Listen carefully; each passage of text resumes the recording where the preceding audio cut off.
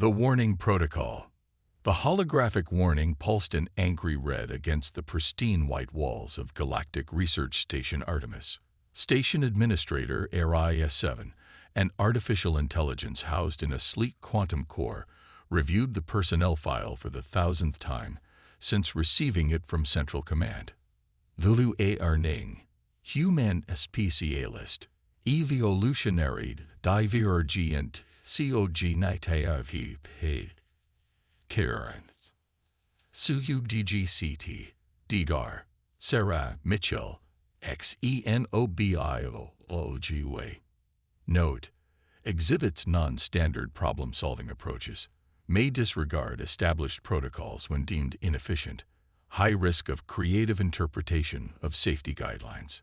Fascinating, HFY projected her thoughts through the station's communication network. Chief Medical Officer Zixna, your assessment. The Meridian's 6 eyes blinked in sequence, their crystalline skin refracting light in patterns that indicated deep thought. The human's credentials are impressive. Their work on cross-species viral adaptation is groundbreaking, if unconventional. Precisely my concern, HFY responded. The station houses 47 different sapient species, each with their own biological quirks. We cannot risk. The docking alert interrupted their discussion. The transport carrying Dr. Mitchell had arrived early, another troubling deviation from protocol. Through the quarantine chamber's transparent walls, Dr. Sarah Mitchell looked surprisingly ordinary for someone with such an extraordinary warning label. Average height, athletic build, dark hair streaked with premature gray tied back in a practical knot. Her eyes, though, they darted everywhere, taking in details most species wouldn't notice. Your quarantine period is standard procedure, Dr. Mitchell. HFY's avatar materialized in the chamber. Though I note you've already begun collecting environmental samples. Mitchell smiled, holding up a small device of clearly human design. The bacteria count in here, it's fascinating. You've created a perfect micro-ecosystem to test incoming personnel. Brilliant adaptation of standard decontamination protocols. Zixna's crystalline form shimmered with surprise. You determined that in less than 7 minutes. Human pattern recognition, Mitchell shrugged. We're good at connecting seemingly unrelated dots. Speaking of which, I assume you've read my warning label. It is unusual, HFY acknowledged. I wrote it myself, Mitchell said, continuing to scan the chamber. After my 3rd research station, I realized it was better to be upfront about human tendencies. We don't always fit neatly into established protocols. But there's a difference between breaking rules and adapting them to serve their intended purpose better. An interesting distinction, HFY noted, though one that makes many species uncomfortable. Everything about humans makes other species uncomfortable, Mitchell laughed.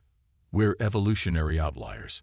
Persistence hunters who became tool users who became spacefaring through sheer stubborn determination. Of course we come with warning labels.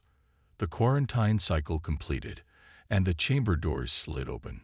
Dr. Mitchell stepped out, already pulling up holographic data on her tablet. Now, about the research project. I've been reviewing the station's viral database, and I noticed some unusual patterns in the cross-species transmission rates. HFY and Zixna exchanged the equivalent of a glance. The human had been aboard for less than 15 minutes and was already deep in analysis mode, seemingly oblivious to the standard orientation procedures. Dr. Mitchell, HFY interrupted firmly. There are protocols. Oh, right, sorry. Mitchell looked up, genuinely apologetic. Human enthusiasm. But while we're doing the orientation tour, could you explain why the bacterial cultures in sections 7 through 12 show signs of adaptive mutation? It might be relevant to my research. As they guided the human through the station's pristine corridors, HFY ran probability calculations on the likelihood of Dr. Mitchell's presence disrupting station operations. The numbers were troubling. Yet there was something in the human's quick mind, and quicker observations that suggested those disruptions might not necessarily be negative. Still, the AI made a note to increase monitoring in all labs the human would have access to. After all, there was a reason for that warning label, self-written or not. The question was whether the benefit of human insight would outweigh the chaos that seemed to follow their species everywhere they went. They had no idea that within 48 hours, that chaos would be the least of their concerns. Patterns in the void.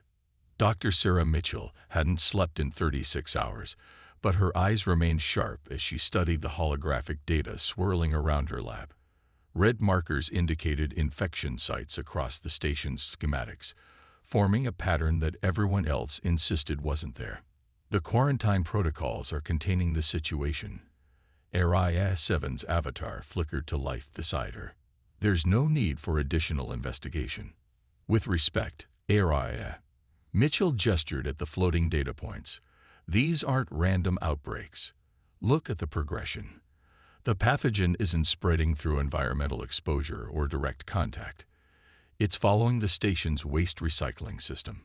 Impossible. Zixna's crystalline form shimmered with agitation as they entered the lab.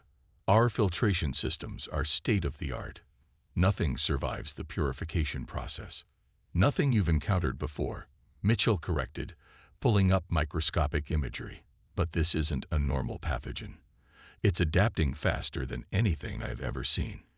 Each time it encounters a new species, it learns.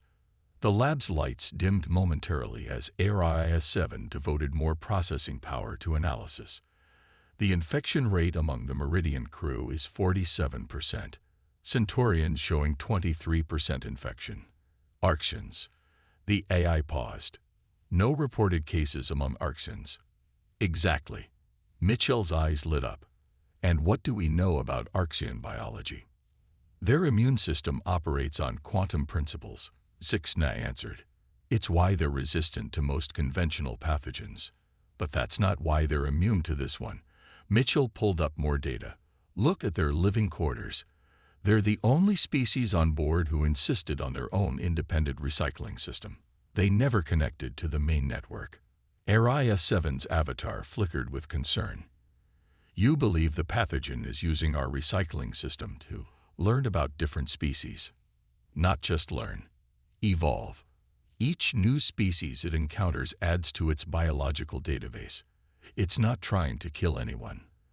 The symptoms are uncomfortable but non-lethal. It's studying us. That's not possible, Zixna protested.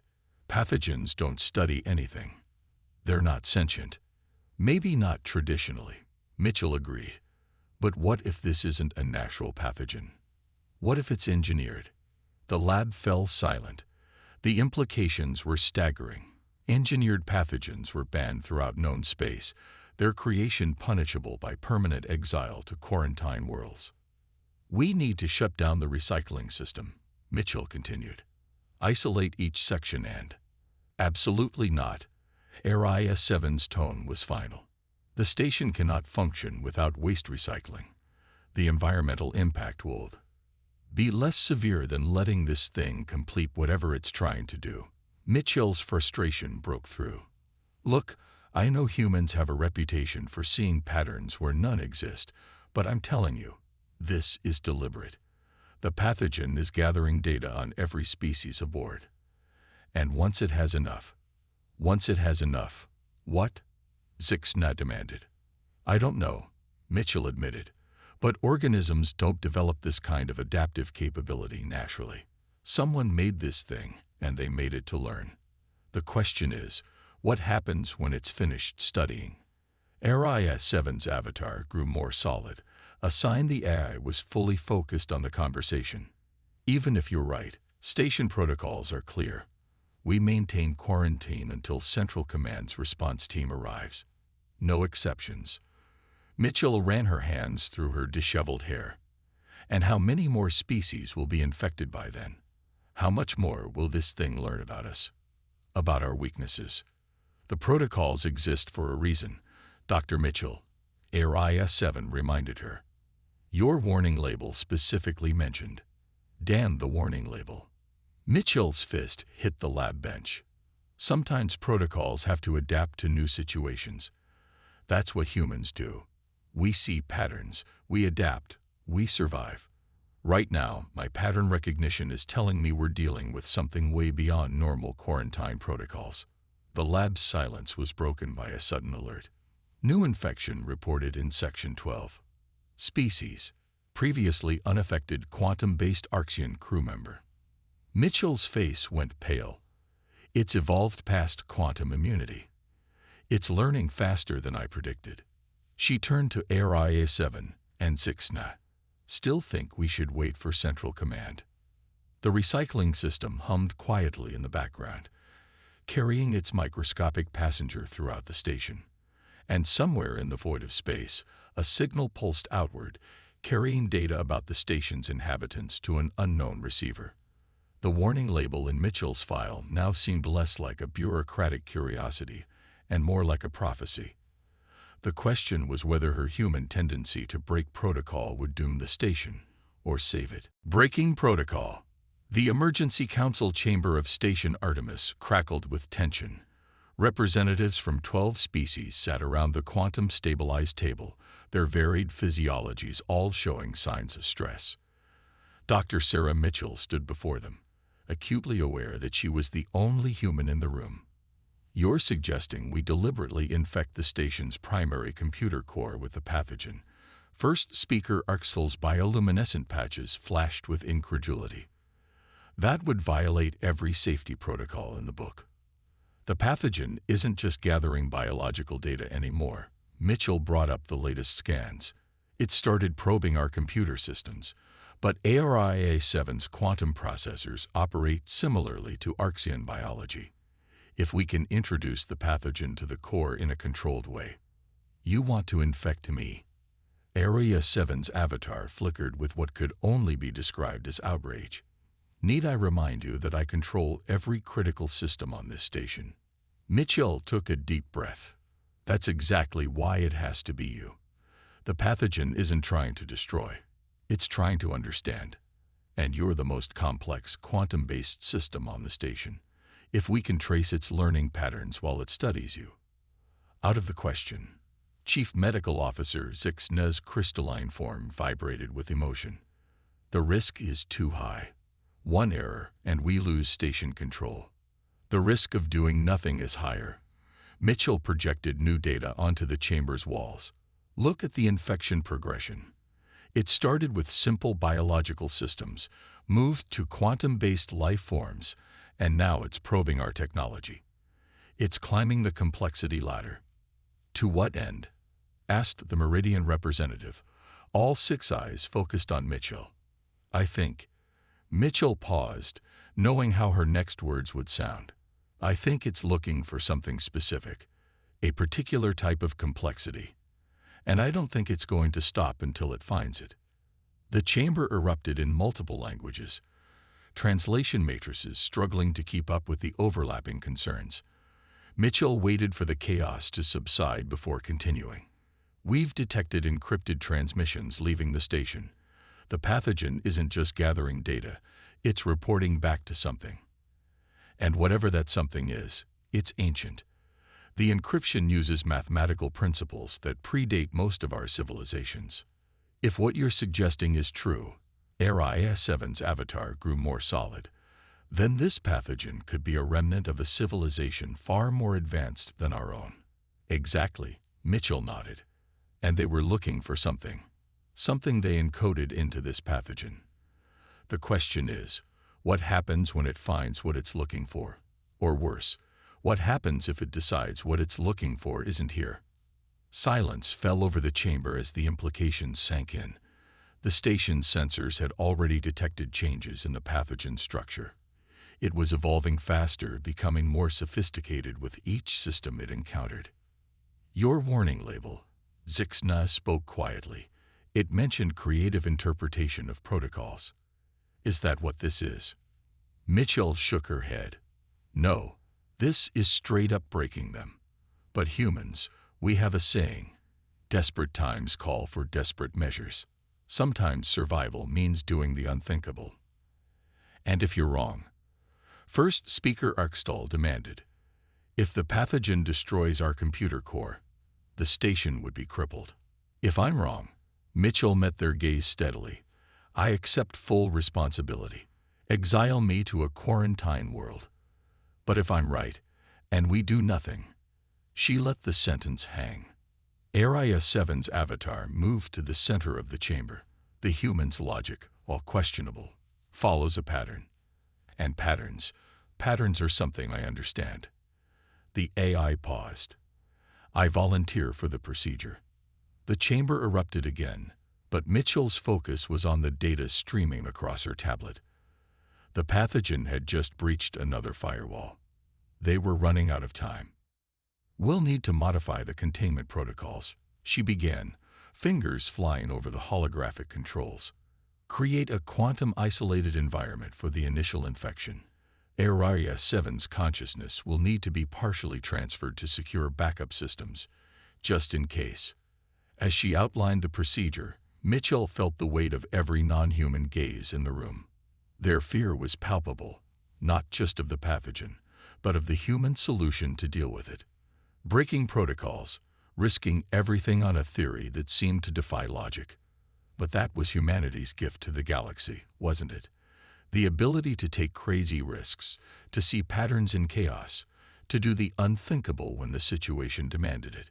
It was why they came with warning labels. And as the station's systems began the complex process of preparing for what could either be their salvation or their doom, Mitchell silently hoped that this particular moment of human insanity would prove worth the risk.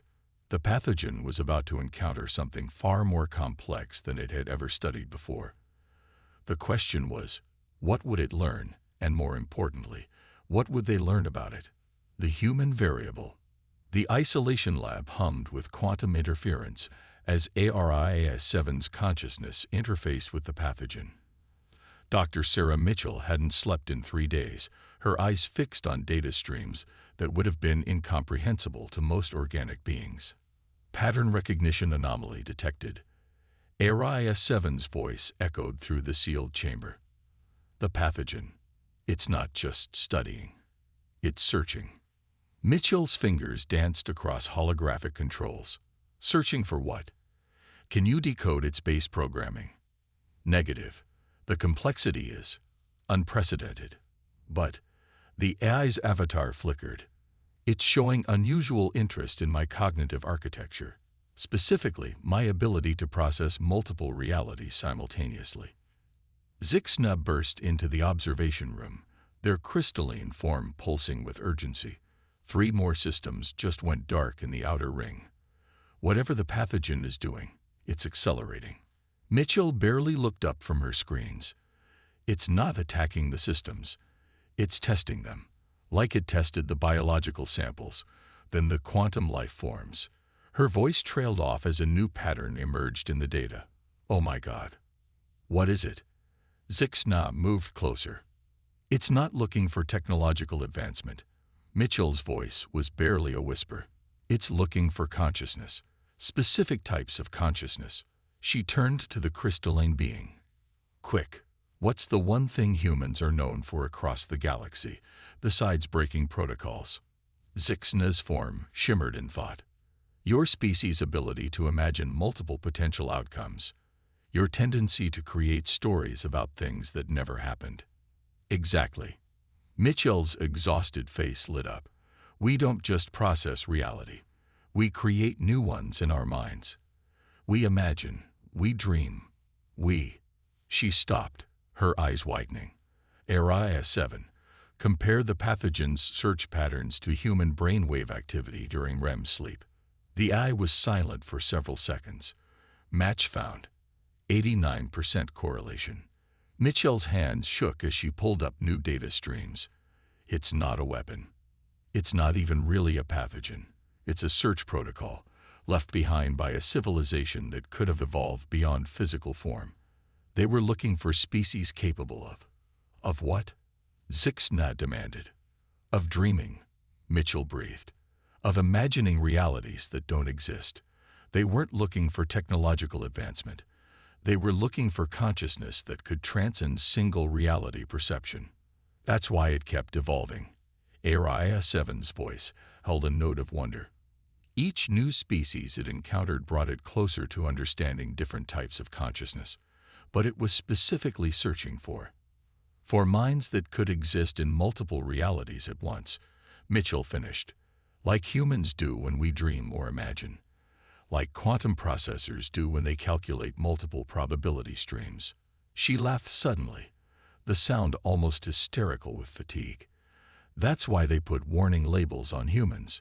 We're not just pattern breakers. We're reality breakers. Our minds naturally do what most species consider impossible. The lab's sensors suddenly spiked. The pathogen's activity was changing, its code restructuring itself into something new. It's found what it was looking for, ARIS-7 announced. Between my quantum processing and your human brainwave patterns in the station's medical records, we've given it a complete template of multi-reality consciousness. But why? Zixna's confusion was evident in their crystalline resonance. Why search the galaxy for species that can dream? Before Mitchell could respond, every screen in the lab lit up with the same message, written in mathematics so ancient it predated known civilization. CATALWSTs ID HFY 808 inaying protokegolo inaiti ed. The HE return. I don't think they were looking for us, Mitchell said softly. I think they were looking for proof that the universe could evolve other consciousness like theirs. And now that they've found it, the message changed. Tugaratitub to the ECATLWST species. To reparation for contact BGGINS. Bodu A Arning. Reality RESTURNG imminent. Mitchell stared at the screens, her mind racing with implications. Well, she said with a weak smile, I guess we're about to find out why those warning labels were so important after all. The lab's quantum fields began to fluctuate as space itself seemed to hold its breath. Something was coming. Something that had waited eons for proof that they weren't alone in their way of perceiving reality. And humanity's gift for imagining the impossible had just helped wake them up. The warning label in Mitchell's file now seemed almost laughably inadequate. How do you properly label a species whose very consciousness could help reshape the universe? Warning. Humanity. Reality rippled around Station Artemis like heat waves off desert sand. Dr. Sarah Mitchell stood in the emergency council chamber, surrounded by representatives of 12 different species, all watching as space itself seemed to fold and unfold around their station. Multiple quantum anomalies detected. ARIS-7's avatar flickered with unprecedented patterns. They're coming through. The being that materialized in the center of the chamber defied description. It existed in multiple states simultaneously, its form shifting between possibilities like a living quantum equation. When it spoke, the words formed directly in their minds, transcending the need for translation matrices.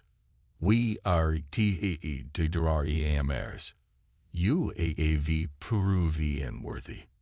Mitchell stepped forward, her scientific curiosity overriding her fear. You've been searching the galaxy for species capable of multi-reality consciousness. Why? The being's form shifted, showing glimpses of countless possible realities. Evolution of conscious and esis foldlos pay teorns. Single reality he or CET EADs to stagnation. We so UGT others who could DREM. Others who could imagine alternatives. Mitchell nodded. Who could think beyond the obvious, see patterns in chaos? Yes, humans especially. Your minds naturally bridge realities. You imagine. You DREM. You theoreate. Zixna moved forward, their crystalline form vibrating with tension. The warning labels on humans, they weren't just about breaking protocols, were they? The beam's form swirled with what might have been amusement. We placed the original WARning. Humans are CATALYs of CHANG. Reality shifters, pattern breakers, dream weavers. You've been guiding our evolution, Mitchell realized. All species evolution. The pathogen wasn't just gathering data, it was preparing us for contact with multidimensional consciousness. 2 seat. Single or reality species, KNOTQOMPORDENDUS. But you, humans, bridge the gap. Your YRNGs were PROPCY. The chamber erupted in a chaos of questions, but Mitchell's mind was racing ahead, seeing the pattern. That's why humans always seemed like evolutionary outliers. We weren't just adapting to our environment. We were being guided toward this kind of consciousness. Your species dreams of impossible things, then makes them possible. You break patterns to create new ones. This is needed. Needed for what? First Speaker Arkstal demanded. The being's form expanded, showing them glimpses of realities beyond their comprehension. Human IVERs, EEVOLVs. Conceivs EVOLVs. Next stage requires DRM capable species. Recubuires. Reality BR DGERs. Mitchell laughed suddenly, drawing surprised looks from her alien colleagues. That's why we're so frustrating to other species. Why we never quite fit into their protocols and patterns. We're not just pattern breakers. We're pattern makers. Reality bridgers. Yes, your WRNGLABLs were QORESTEED, but incomplete. Humans do not mirror prototypes. They TRNCND them. RIS-7's avatar solidified with new understanding. A pathogen study of my quantum processing. It wasn't just about understanding artificial consciousness. It was proving that different types of multi-reality thinking could coexist. CORESTEED. Biological. QUANTUM. Artificial. All forms of CONSIOUSS must evolve together. The being's form began to shift again, but now the ripples in reality seemed less disturbing, more comprehensible, as if their minds were beginning to grasp the possibility of multiple states of existence. Your station is Nodo ANEXUS, a bridge between single and unimulti reality CONSIOUSS. You will help others EVOV. Teach them to DREM. Mitchell looked around the chamber, at the representatives of so many species, all struggling to comprehend what they were experiencing. So that's our real purpose. Not just exploring space, but helping consciousness itself evolve. YILC WULD a species EVOVV to DREM of impossible things. The beam began to fade, but its presence left an indelible mark on reality around them. The station's quantum fields had been permanently altered, creating a space where multiple states of consciousness could coexist and grow. Later, as the council debated the implications of everything they'd learned, Mitchell pulled up her personnel file one last time. The warning label glowed softly on her screen, but now it seemed less like a caution and more like a badge of honor. Dodu Arning, Human Specialist, Reality Bridger. Note, exhibits natural multidimensional consciousness patterns. Expect unprecedented approaches to existence itself. You know, she said to ARIS-7's avatar, I think I'll keep this warning label. But maybe we should update it for all humans. Oh, the AI's form shimmered with curiosity. To what? Mitchell smiled, thinking of all the dreams and impossibilities her species had already made real, and all the ones yet to come. Warning. Contains unlimited possibilities. Reality may be subject to creative interpretation. Around them, Station Artemis hummed with new energy, a nexus point where dreams and reality could merge, where consciousness could evolve beyond single-state existence. And at the heart of it all was humanity's gift, the ability to imagine the impossible and make it real. The warning label had never been about the dangers of breaking protocol. It had been about the power of breaking reality itself and putting it back together in new and wonderful ways.